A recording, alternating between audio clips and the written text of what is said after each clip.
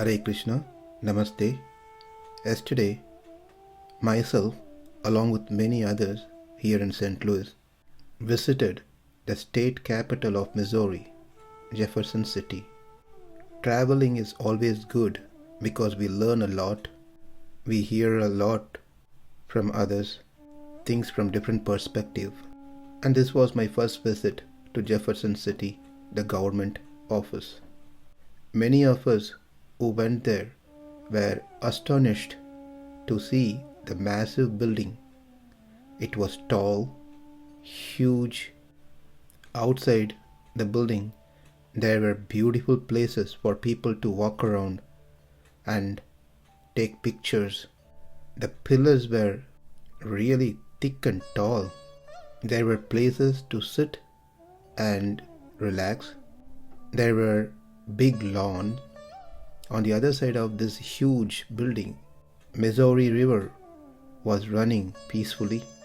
It was very nice to be there and see this great building. Then we all proceeded to the entrance. There were security check. After that, we were let in. When we entered inside, it was unbelievably beautiful, astounding. The building inside is so wide with many rooms, tall walls, many floors. The center of the building has a opening through various floors to see the dome, which was itself wide in size, and it has beautiful paintings and some nice quotations as well. If one continuously sees up the ceiling standing in the center, one may even get giddiness.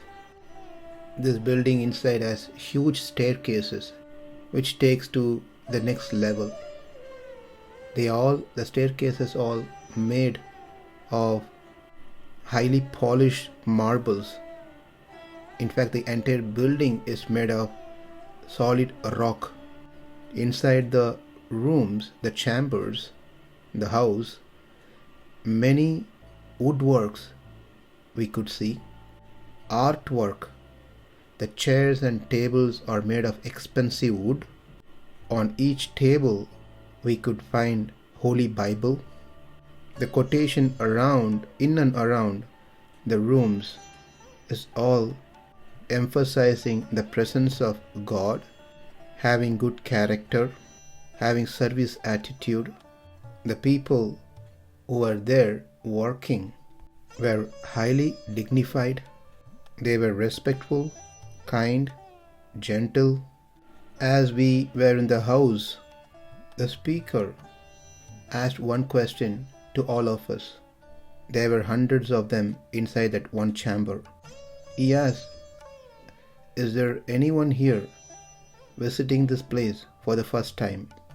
There were many who raised their hands and others who did not, as that's not their first visit. To those first-time visitor, the speaker gave a short history of that building. It was very interesting to learn about how this building came into existence.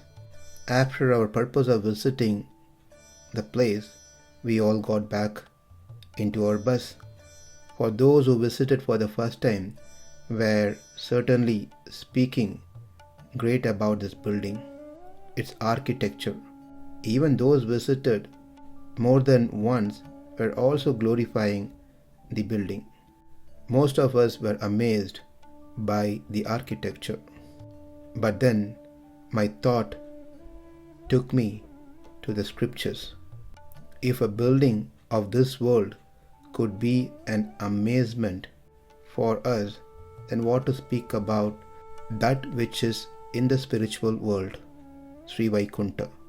Here I like to share some little details about the spiritual world, which cannot be compared to anything of this world. Everything of this world is going to come to an end at one point of time. Doesn't matter how strong the building is. This material world gets destroyed and gets created.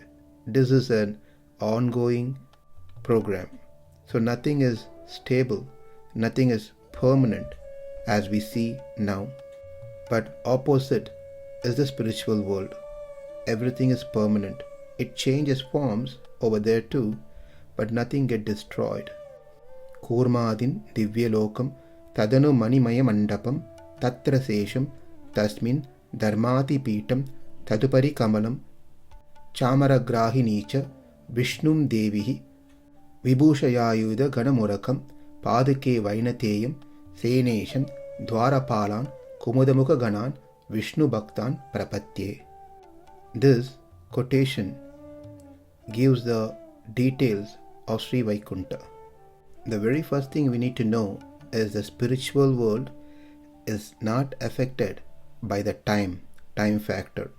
Whereas in this world, everything is based on time factor. There is a time when this world get created, and there's a end time, where this world will get destroyed. Again there'll be another time where it get created. Again there'll be another time where it get destroyed. Whereas in the spiritual world, time is present, but it has no influence of anything so ever. The living entity, when it's ready to depart from this world, finishing all its karmas, and when there is no business for that spirit soul to be in this material world, travels to the spiritual world.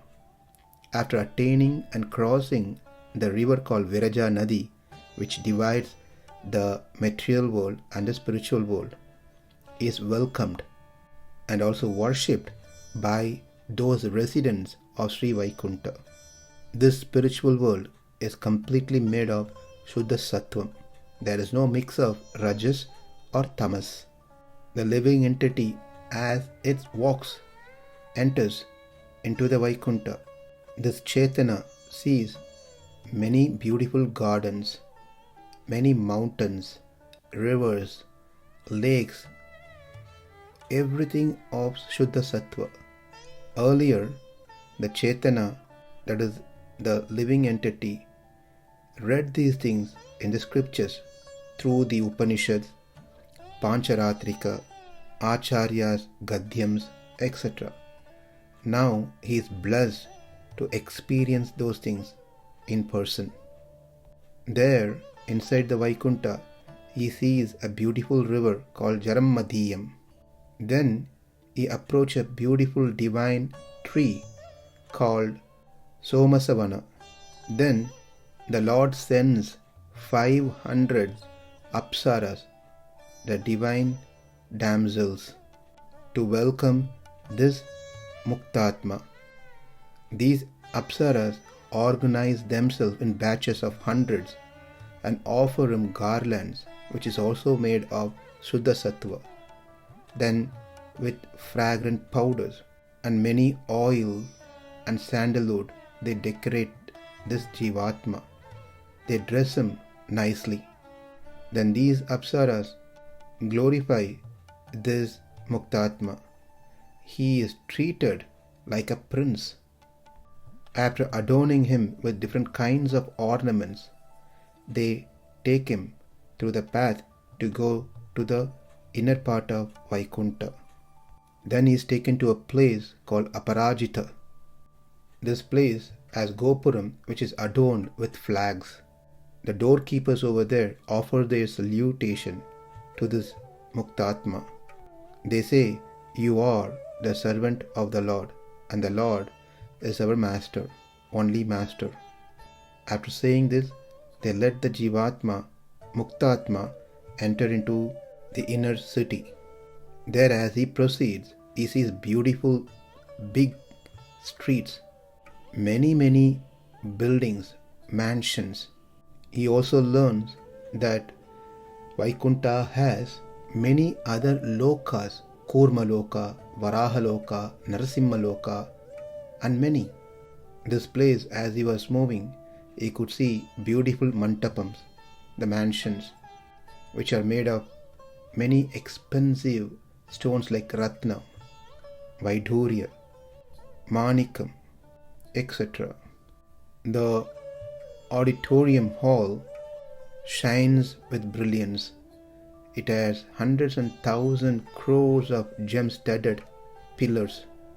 There are places adorned with precious stones, decorated beautifully. The devotees residing there spend all their time singing the praises of the Lord's auspicious qualities. There are many, many amusement halls for the pleasure of the Lord and his consort. And there are many ponds with sweet fragrance, and many nice seating arrangement, which are also studded with gemstones, pearls, corals. The water on the ponds are spotlessly clear and taste like ambrosia. The divinely beautiful birds, which captures anyone's eyes, sings melodiously. There are flocks of king swans ruling the scene, and the whole area is decorated with arrays of celestial flowers. The mild wind blowing over the sandal trees, camphor, and beautiful flowers carries their fragrance. Right at the center of this mansion is located the Adisesha, the serpent, coiled like a seat for the Lord to sit. And there is a Simhasana, a throne on top, and which also has surrounded by beautiful flowers, Mandara, Kunda, Kurabaka, Utpala, Champaka, Arna, Punnaga, Nagakeshara, Bhakula, Ambuja, Parijata, and of course Tulasi, and many. And there were many Apsaras. They were all surrounded the throne with chamaras in their hand, fanning the Lord. The Lord, who seated on this Pitam, the throne, along with Sri, Bhu, and Nila Devi, is three main consort, who carries Shankha, Chakra, Gada, Padma, placing one of his feet on the footrest, another feet folded and tucked under the other thigh. Over there, Garuda is present, Vishwakshena is present, and many Nityasuris, eternally liberated Atmas, are present, and also other Muktatmas were present. When this Atma is taken closer to the Lord asks lovingly a question, "Who are you?" And this Chetana, in response, unable to give a proper answer, but then somehow comes to his composure, and with folded hand he says, "I am your slave, my Lord. But from beginningless time I was sunk in the ocean of samsara, cycle of repeated birth and death. Now that I have realized the truth, that you are the inner soul of all the worlds and my essential nature, my dharma is to completely depend on you. My dharma is to fully be engaged in your service. My earnest prayer unto your lotus feet is to accept me and allow me to continue serving you. I do not expect anything else." The Lord, who becomes extremely pleased by the response of this Muktatma, embraces him and engages him in a service for eternity. Unlike the question was raised in the chamber, "If you're visiting for the first time, please raise your hand," which means those who visited the Jefferson City office can go back and come back as they wanted. But those who enter the spiritual world never returns back into this world, unless it is a choice of the Lord to send those liberated Atma into this world for some particular services. Even when they come here, they are not affected by the three modes. They are not influenced by karma. they function fully by the will of the Lord. So yes, there are many attractive things in this world which captures our eyes and heart. We want to travel many sightseeing places. As we do these things, we have to connect back to our original home so that we develop that eagerness to go to that place which is beyond our words to describe, which one goes never have to return back again into this material world. Let's try to develop eagerness to learn more about the spiritual world. Let's develop eagerness to learn about the Lord of both spiritual world and the material world. When we can appreciate the work of human, when we appreciate the things of this world, why don't we also extend further our appreciation to the Lord who has created this world for our purpose, so we can cultivate knowledge about Him, knowledge about His abode, and develop desire to return back to Him, to be engaged in His service. Thank you. Hare Krishna.